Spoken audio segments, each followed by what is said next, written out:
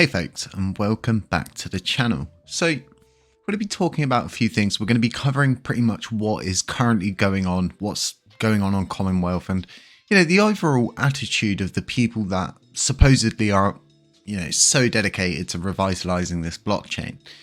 What we're currently seeing is actually a lot of people, it's much easier to sit on the sidelines, right, and say you're doing a good job or you're doing a bad job, right? This is so easy, and I get it with people who just, you're an investor. But when these are people that, like I was saying, claim to be revivalists, claim to support the chain and all these things, all I see is these kind of sabotage artists that ultimately, it's like a narcissistic thing, right? If they haven't come up with it, if it's not to their standard, they're just going to tear it apart. Instead of actually going, oh, you know what? Actually, that is a good idea. This is off a little bit here, Jade. That's off a little bit here. Why is that off? And sort of going, well, we could do this and, kind of teaming up sort of thing. But we just don't see that. So the reason why I'm on LUNC Dash is because realistically, this was our first kind of gift to the community. And this is why I say to people, it's so easy to sit on the sidelines and act like my level of what I've done, what I'm into, and what I can produce as a person. The HCC factory reaches far and wide. We ourselves, we've built things, we've given them to community. On top of this, I don't even have it up, but we've got, the auto compound module that we brought forward. We have got the LUNC Blaze system we brought forward. I've got multiple NFT projects. I've got multiple projects in the works. I've got a successful node, which is doing really well. Thank you to everyone who's delegated with us recently. If you're new, thank you so much for coming over and trusting us. But, like I was saying, it's so easy to sit on the sideline. Now, what really annoys me is ultimately the reason why I actually put this up is not going into the specifics so much, because this isn't a job for me. I'm not paid by the L1 team, and I'm not on the payroll to be paid to do things like this. This is simply something that was there to oppose what was currently up, to show people that there's a different way to do all of this. Now, all jokes aside, right? Even with my maths being slightly off, or me being slightly off on equipment prices, or something being slightly off, not one person has come back and said, we should follow this up. Everyone's quite happy for us to continue renting infrastructure. Not obviously you here, the supporters, but people externally. You're just not seeing that supportive kind of energy where you bounce off of one another. It's just simply like, if they're not doing it, they're not interested. And if they've not got a foot in it, or they're not getting some kind of gratification from it, they're not involved. And it all comes down to this narcissistic kind of thing and the way people act. Ultimately, we do need to stop renting the infrastructure, and something to take into note, and I'm going to be doing a video on this to bring all of this forward, is you don't actually even need to do this. You can decentralize this system, okay? And the funniest thing is, like, I explain things to you, the people. If I said to everybody, the endpoint systems and the RCDs and the integration phase and things like that, you're going to get confused, right? If I say to you the wallet system, you instantly think to yourself, well, yeah, that's station, that's extension, that's mobile station. You've got people that are nitpicking at me over simple kind of like, as if like I don't know what I'm going on about, which is, really funny, because ultimately I've produced a lot for LUNC, and all of these people that claim to have done so much, it's not. You just sit on the sidelines and you say whether someone's doing a good job or a bad job, and then you slate it. And it's so much easier to do that. It's so much easier to just nitpick at people that are actually building and trying to put things forward for this blockchain. I think this is a really good idea. What I think is an even better idea, like I was saying, is actually decentralizing this across the active set. And guess what? There is a way to do this. And guess what? The L1 team are likely going to be putting something forward very soon, which is a route that we're likely going to take to do this, and then no one controls it. And it's the same as the proposal. It's the exact same as how everything should be, controlled via governance, run across the active set. That will be like the pinnacle of us becoming truly decentralized, because then nobody controls anything. It's one of those things. Now, we've got loads of different things going on. I can't get the capture system to capture Telegram, so I'll just let you know is that pretty much we've actually got Lunatics token are shutting shop. They are renouncing the contracts and sending the ownership to the dev wallet. They're shutting down their node.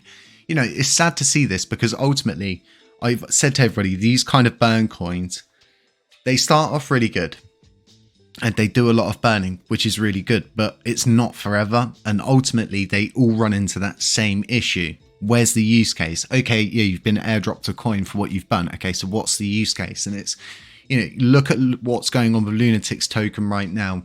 Think 5, 6, 7, 8 months from now, when it dies out and people are simply just not wanting to burn to get those coins, it all reaches this same end result. And for them, they don't really care, because they've gained quite a lot of liquidity from it, from that small percentage that they're taking, you know, from everything. It's all stuff to note. Not all of these protocols are the same as Lunatics token, but they all more or less work on that same pyramid scheme basis concept. So like I was saying, it's another node less in the active set, and it's really bad. It's just giving in to these really big nodes that have been around forever and can simply outlast everyone.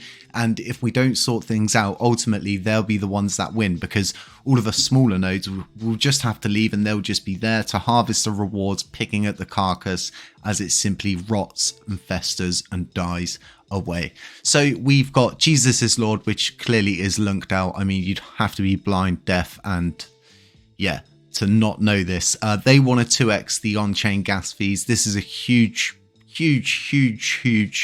mistake. God no, that's the last thing we need right now.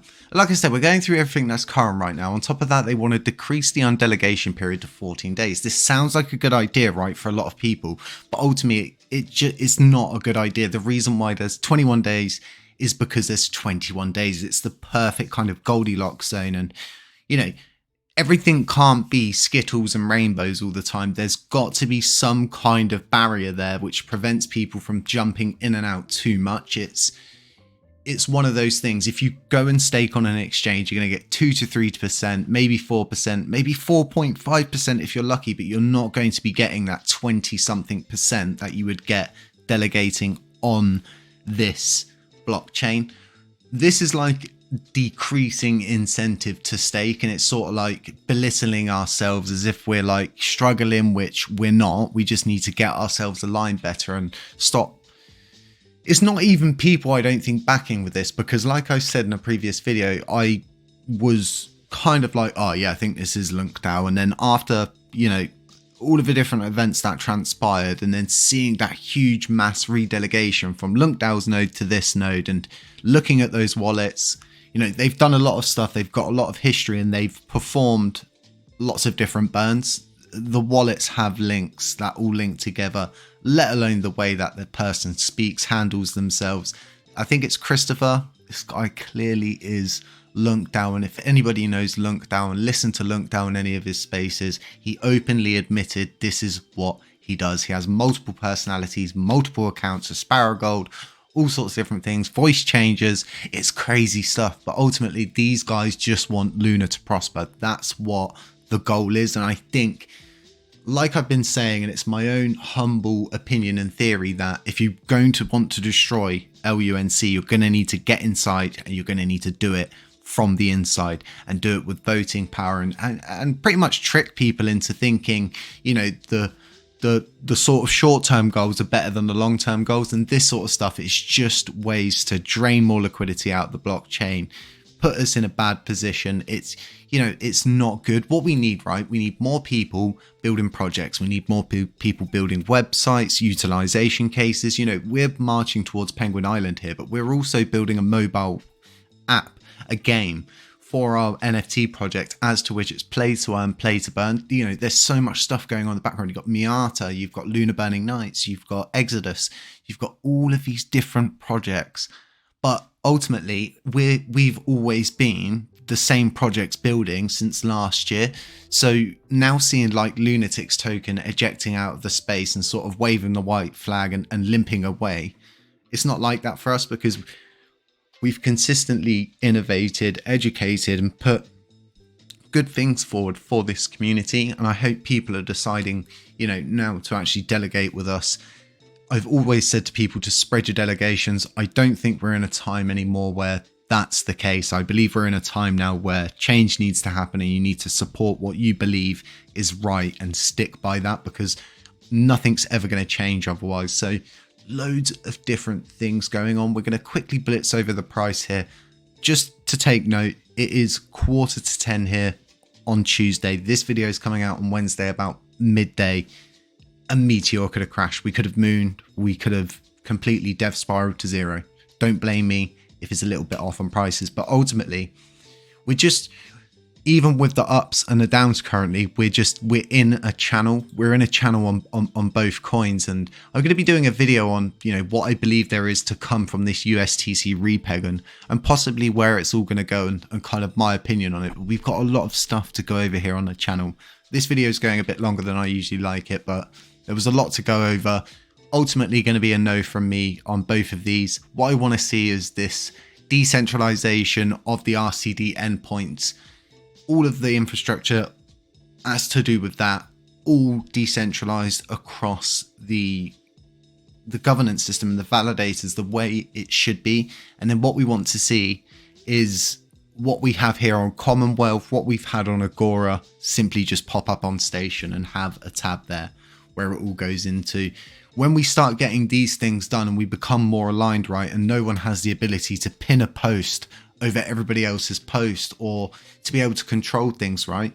The biggest coincidence right now is the governance came back online as soon as all that important voting ended. It all came back online. It's absolutely insane. And lots of people are like, oh, the swaps aren't working. Oh, this isn't working. Oh, that isn't working. Well, if we weren't funding Rebel Station, which only 5% of the LUNC community is actually using, we would have a system that we could utilize to our own benefit, that we could update the same way the L1 team have done all of our software updates rather successfully, might I add. Folks, have a really nice Wednesday wherever you are. Stay safe, beware of scammers, delegate with us if you haven't already, subscribe if you haven't already, drop a like, drop a comment, do all of those things, do all those crazy things, go nuts, tell your grandmas, and I will catch you in the next one. None of this is financial advice. Beware of scammers, beware of doppelgangers, beware of anyone pretending to be me.